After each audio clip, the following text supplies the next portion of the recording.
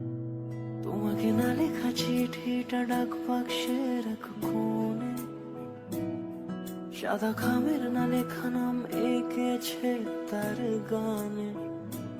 Hello, আসসালামু আলাইকুম। কে বলছেন? জি আমি আবির। গতকাল আপনি রাতে বৃষ্টিতে ভিজছিলেন, ঠিক ওই সময় আপনার একটা ব্যাগ রাস্তায় পড়ে যায়।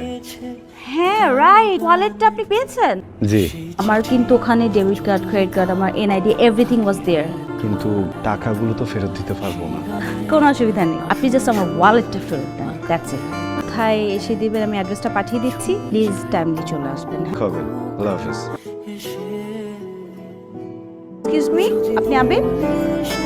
আমি মায়া। আমি খুবই কিউরিয়াস ছিলাম যে আপনি আসবেন কি আসবেন না।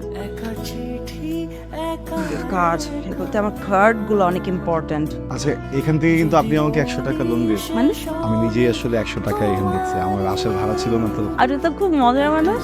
টাকা কোনো বিষয় না, দেখেন এগুলো তো আসবে যাবে, কিন্তু এই যে আপনার লয়ালিটি, আপনার অনেস্টি, এটা হচ্ছে ইম্পর্টেন্ট। আজকালকার যুগে এসব দেখাই যায় না। আপনার অনেক টাকা তাই না? আমার না, আমার বাবার অনেক। ওটা কোনো বিষয় না, লয়ালিটি হচ্ছে ম্যাটার করে। বলেন খাবেন? আপনি যেটা খাবেন এটা খাবো। আমি তো আসলে এখন কফি খাই। কফি খাবেন? এটা ক্যাপুচিনো। আপনার মতো এরকম একজন অনেস্ট মানুষ আসলে আজকালকার যুগে দেখা খুবই রেয়ার, দেখাই যায় না। আপনি 100 টাকা রাখেন, এটা বকশিস না, আপনার যাওয়ার ভাড়া। এটা লাগবে না, 100 টাকা দিলাম না। আমি তো অটোতে করে আসছি, আমি অটোতে করে যাবো। 20-20-40 টাকা আর 60 টাকা এরপরে থাকবে, যেটাতে আমি চাটা সব। সমস্যা কি? এটা তো অনেক হিসেবে। কি করেন আপনি? কিছুই করি না, বিদেশে যাওয়া ট্রাই করি, এটা হচ্ছে না। বিদেশ যাবেন কেন? দেশেই তো এখন কত কিছু করার। মানে অপরচুনিটি ওদিকে মনে হলো যে ভালো কিছু না। আচ্ছা, আপনার নাম্বারটা আমি সেভ করে রেখেছি, কোনো অসুবিধা। And you can call me anytime. কি রে, তোর না এজেন্সিতে যাওয়ার কথা? গেলে যাবো না। বিকালে কেন, এখন যা। মা, আমার এত মাথা ব্যথা করতেছে, রোজ অনেক বাইরে, বিকালে যাই। নবাব সাহেব আমার। সকালে খেয়ে আপনি বাইরে যান, আবার বিকালে খান। খেতে খেতে সর্বশান্ত করে আমার ঘাড়েই বসে খাচ্ছেন। মা, খাবারের কোটা দিচ্ছ কেন? একদম চুপ, ভাইরো কালতি করবি না। আজও আমার সারাটা ভাই ছবিগুলো একটু রাখেন। থাকে আবির, তুমি তো আসলে অ্যাক্টিভ না। যখন যেটা বলবো সেই সময় সেটাই করতে হবে, তাইলে তাড়াতাড়ি ভিসা হয়ে যাবে। বুঝতে পারো নাই? ভাই আমি না সবকিছু বুঝতেছি, আমার আম্মা বুঝতেছে না, উনি খুবই উত্তেজিত। তো অধৈর্য হলে তো হবে না, এটা একটা প্রসেসিং এর ব্যাপার। প্রসেসিং করে আগাইতে হবে। জি ভাই, আপনি একটু আগান। ঠিক আছে, দেখতেছি। তুমি কিছু দিয়ে যাও, কাজ শুরু করে দিই। কিছু কি দিব ভাই বুঝি নেই। টাকা দিবা? আবার কিসের টাকা পয়সা দিব ভাই? আপনার না সব টাকা পয়সা দিয়ে দিলাম, 2 দিন পর পর যদি আপনি টাকা চান আমি টাকা কোত্থেকে এনে দিব? এটা বললে হবে আবির? আরো টাকা লাগবে তো। এ কি নোয়াখালী বরিশাল যাচ্ছ? বিদেশে যাবা? কিছু টাকা কত? ওই ধরো তোমার সবকিছু মিলায় যেটা দিছো ওইটা বাদে মনে করো যে এখন প্রসেসিং করতে আরো 40-45 হাজার টাকা দিলেই হয়ে যাবে। মোটামুটি আমি কাজ শুরু করতে পারবো না। ভাই আমি আপনাকে আর 1 টাকাও দিতে পারবো না। আপনার আমি অনেক টাকা দিছি, এখন টাকা ছাড়া যদি আমার যাওয়ানো সম্ভব হয় তাহলে যাওয়ান। আমাকে প্লেনে উঠাই দেন, আমাকে প্লেনে উঠে এখান থেকে পাঠাই দেন, আমি ওই পারে যাই। আমি কিডনি বেচে আপনার টাকা আপনার পাঠিয়ে দিছি ভাই। আর যদি না পারেন আমার সবকিছু আমার ফিরে দেন ভাই। তুমি টাকা দিবা, তুমি বিদেশে যাবা। আমার কি? আমি তোমাদেরকে হেল্প করতেছি। ভাই প্লিজ আপনি একটু দেখুন। সরি, অনেকক্ষণ দেরি করে ফেললাম। না ওই বিদেশে যাচ্ছি না, এজেন্সি থেকে ফোন দিচ্ছিল, কিছু ফর্মালিটিস ছিল, ওগুলো করতে করতে একটু দেরি হয়ে গেছে। আপনি মানুষটাকে যত দেখছি দিন দিন তত বেশি হচ্ছে।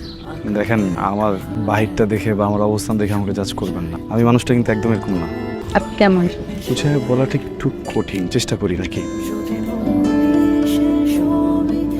এই শহরে অসংখ্য বসন্ত আসে, কৃষ্ণচূড়ার রঙে পুরো আকাশ ঢেকে যায়, কদম ফোটে, ঝরেও পড়ে, কিন্তু এই পুরো ব্যাপারটার সাথে আমার দূর দূর পর্যন্ত কোনো সম্পর্ক নেই।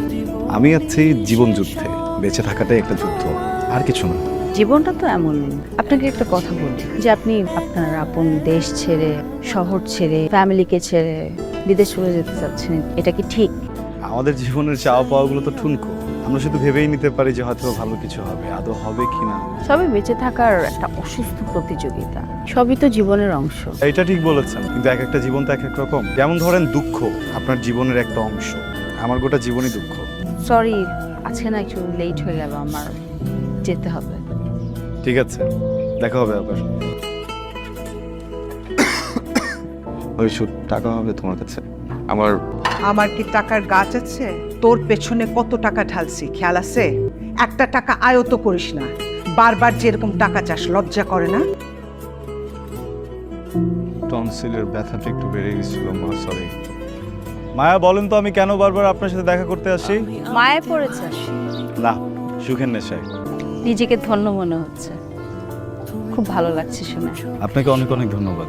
আমার এই বাজে মুহূর্তগুলোকে আপনি অনেক সুন্দর করে ফেলেছেন, আমাকে এত সময় দিচ্ছেন। আমি দিনগুলো কখনো ভুলবো না। এভাবে বলবেন না প্লিজ। তাহলে কি বলবো? আপনি অঝোর বৃষ্টির মাঝে এক মুঠো রোদ্দুর। আপনি তাহলে রংধনুর 7 রং হয়ে যান। সেটা সম্ভব না। যার বুকে বিশ্ববিয়াস থাকে সে কিভাবে রংধনুর সাথে হবে? আমি 7 নিতে চাই। চলুন। কেন, আর একটু থাকি না। সব কিছু স্থিতি স্থাপক সীমা আছে, যেটা অতিক্রম করা নিষেধ। ছুঁয়ে যায় তবু কখন এসে যদি বলি সে সবই তোমারই দু চোখে ভেসে যাওয়া আপা, ছেলেটা তো মাশাআল্লাহ দেখতে শুনতে ভালো, কিছুদিন পর তো বিদেশ চলে যাবে।